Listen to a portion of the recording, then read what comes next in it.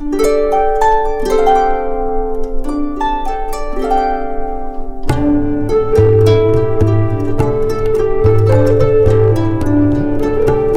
aquí por la señal de Saber Sin Fin en el programa Cuéntanos, y hoy estamos hablando acerca de la gastronomía poblana, y nuestra invitada es Marcela Pérez Domínguez, y pues es un deleite que esté aquí como nosotros, como la misma cocina. Y precisamente, ¿por qué Puebla es uno de los lugares donde su gastronomía es de las más exquisitas en nuestro país? Yo creo que por el destino de la ciudad, ¿no? Primordialmente.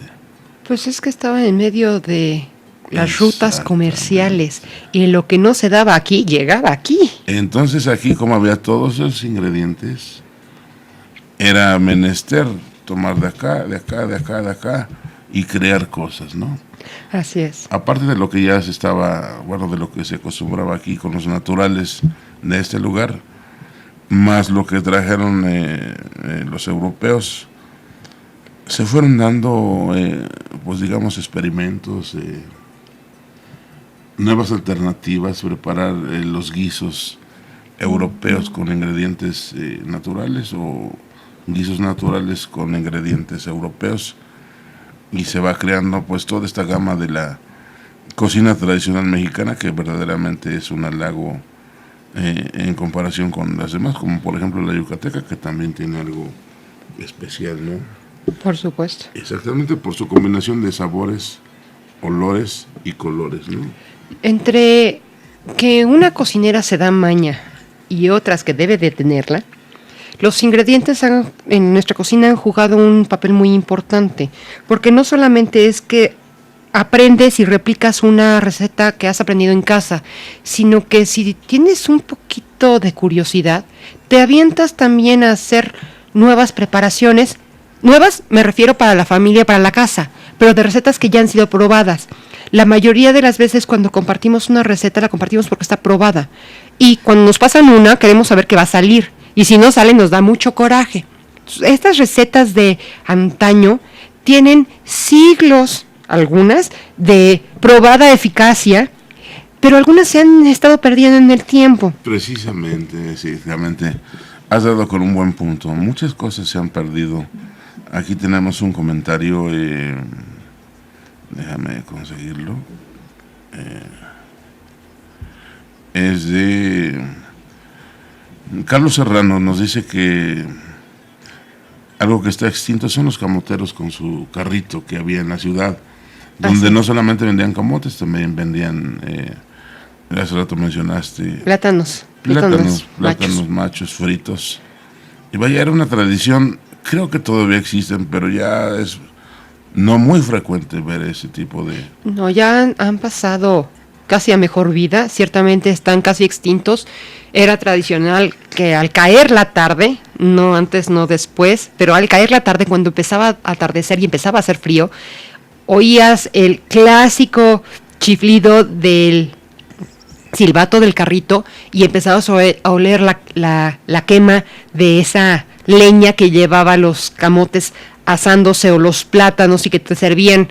Pues en ese entonces yo me acuerdo alguna vez haberlos probado con leche condensada, claro, con una mermelada de fresa bien aguada, que supongo que alguna vez fue espesa, pero pues ya te tocaba una pasadita por ahí, y que han tenido su herencia en estos puestos de las ferias, que también cada vez son más escasos, claro, pero los puestos en donde ya no son asados, son fritos, pero sigue siendo un deleite comerte un plátano frito con estas preparaciones. Digo, ya les ponen ahorita jarabe de chocolate y grajeas de colores y cosas así, pero bueno, ¿quién no se acuerda de un buen plato de arroz blanco bien esponjosito con sus plátanos fritos encima? Sí, no, una delicia eso, vaya, qué exquisito. Y vaya, así como esos muchos, digamos, muchas tradiciones del buen sabor, pues se han ido perdiendo. Entre ellas, por ejemplo, recordarás los famosos acosiles. Claro. Vaya, eso tiene muchos años que no lo veo aquí en la ciudad y en ningún otro lado, Vaya, antes iban a tu casa y te ofrecían los acosiles. Los acosiles son una especie de camarón de agua dulce. Camarón de agua dulce, como las acamayas, como unas miniaturas de camayas. Sí. Con un sabor exquisito. que yo creo que mucha gente de esta época pues no ha probado esa delicia. Son cosas que se van perdiendo en el tiempo por la necesidad y por la premura de trabajar antes que comer.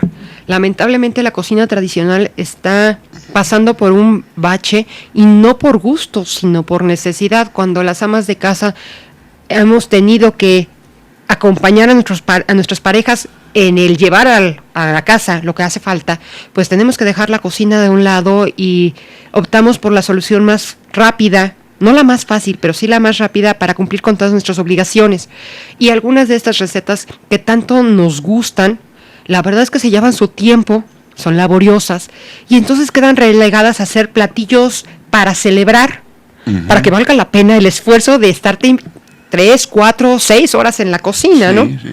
Hay muchas recetas de estas tradicionales que han cedido el lugar en la mesa cotidiana, en la mesa casera, para volverse platillos especiales de restaurantes muy caros, que siguen sirviéndote lo que podrías haber comido en tu casa hace unos años, a precios verdaderamente desorbitantes, que no deja de ser lo mismo que hemos comido en otros lugares o toda la vida, pero que ante la premura de no poderlos preparar, entonces algunas personas están dispuestas a pagar más por ellos con tal de pagar, ¿no? Hay por ahí una conseja popular que dice que un aroma o un sabor provoca los mejores recuerdos o los más profundos recuerdos. Y si ustedes recuerdan, hace unos años en la televisión abierta había un comercial de unas sopas instantáneas, de esas que anuncian un caldo de pollo con una gallinita, que decía que el recuerdo sabía a la sopa de mamá o a la sopa de la abuela. Ciertamente muchos de nosotros viajamos a la infancia o a tiempos pasados, claro, con estos recuerdos en sabores y en aromas. Y de estas recetas que hemos ido perdiendo, hay muchas que no solamente se han perdido y relegado a tiempos mejores o de fiesta, sino que se han vuelto prácticamente desconocidas para el gran convenio de la población. Y algunos de esos son los dulces de Platón, los antes y los postres que se hacían a base de leche y frutas o de leches y granos que hacían las abuelitas, ¿no? Tal vez ustedes se acuerden de que el punto de Platón para un dulce, como las abuelitas exigían que se hicieran, era hasta ver el fondo del cazo. Claro. Y no era ollita de aluminio, era cazo de cobre con pala de madera para que no se pegara y siempre moviéndole en el mismo sentido para que no se cortara. O sea, esos detallitos que dices, ya, pues ahorita ya el cazo de cobre es decorativo. Sí, la madera, la cuchara. Pues ya es de bambú. Sí. Ya no es de naranjo, ¿no? Ya no es de naranjo, es de bambú. Es de bambú, así es. Y hay algunas preparaciones que nuevamente no nos llevan tanto tiempo, pero nos quedamos con la idea de que son sumamente laboriosas, que son muy complicadas y dejamos de hacerlas. Como las mermeladas, como el ate, que lo único que necesitas es un poquito de tiempo. Y de verdad es un poquito de tiempo, nada más. Ya no nos llevamos 5 horas o 6 haciéndolas. Pero tampoco tenemos 2. Claro. ¿No? Y esterilizar los frascos para hacer las compotas dulces, ¿no? Cuando se hacían higos y duraznos y peras y manzanas, y ahorita ya cuando vamos por algunas carreteras y las vemos, decimos, me llevo un frasquito porque de esos no hay. O sea, claro, no sabe igual que los de la lata, eso sin duda. Sí, vaya, tienen ese proceso original. Y vaya, recordando esto de los dulces, también por aquí nos hace mención otra persona, Sandy Andrea. Los dulces de la época también, a pesar de la tradición de los dulces poblanos, que vaya, llegar a Puebla y no comerse un dulce de Puebla, pues es no haber llegado a Puebla, ¿no? Así es, Puebla tiene una delicia de dulces. De dulces, sí, una oferta interesante. Sin embargo, no es en el único lugar. Hay algunas recetas, digamos, que se volvieron tradicionales en varios lugares y sin embargo saben diferente. Sí, o sea, los jamoncillos en Puebla y los dulces de leche de Puebla no saben igual que los de Morelia y no saben igual que los de Nuevo León, aunque la preparación y los ingredientes sean los mismos. Sí, yo he encontrado, por ejemplo, allá por el Bajío, el coco, los dulces de coco. Los dulces de coco. Tan diferentes a los poblanos, vaya. Claro. Una cosa, es bueno, pues esto hay en Puebla. Sí, pero pruébalo, tiene otro sabor, otra consistencia. Totalmente diferente, sí. Algunos de estos dulces también que ya no se hacen en las casas son los duraznos prensados. Los higos, Los higos. Sí, exactamente. Y vaya, hace poco me enteré que el higo es una flor. Sí. Una flor invertida. Así es, sí. El mismo higo no es más que una flor. Así es, cerrada. Cerrada. Sí, así es. Y vaya, todos pensamos, un higo es una fruta. No, es una flor. No, y es verdaderamente delicioso y hay muchas formas, ¿no? En el norte lo preparan con nuez y hacen un dulce espeso, sumamente dulce, pero delicioso. Sí, que con es como mucha canela. Sí, muy, muy rico. Y con el mismo higo y el higo verde o la breva, hacen en el centro, en Querétaro y en Guanajuato, hacen preparaciones, compotas, hacen mermeladas o hacen el famosísimo mantecado. ¿Lo has probado? Mantecado sí, delicioso. No, sí. Que bueno, que tampoco es tan complicado de hacer, pero a uno le encanta ir hasta allá con tal de comerse un vasito de ese delicioso helado. Y hay otras preparaciones que de verdad, como te decía yo hace un momento, se vuelven desconocidas. Y en Puebla tenemos uno en particular que solo se da en esta época, que son los molletes de Santa Clara. Y aunque no me lo crean, no tiene nada que ver con los pollitos embarrados de mantequilla y frijolitos que nos comemos en el desayuno. El mollete de Santa Clara es un postre que es el complemento perfecto para un chile en nogada. Exactamente. Es un postre que solo se hace para la fiesta de Santa Clara, es decir, el 11 de agosto. Y en esta temporada, digo, se hace días más, días menos, solamente es para esta época. Estamos hablando de 3 semanas, cuando se encuentra de todo el año.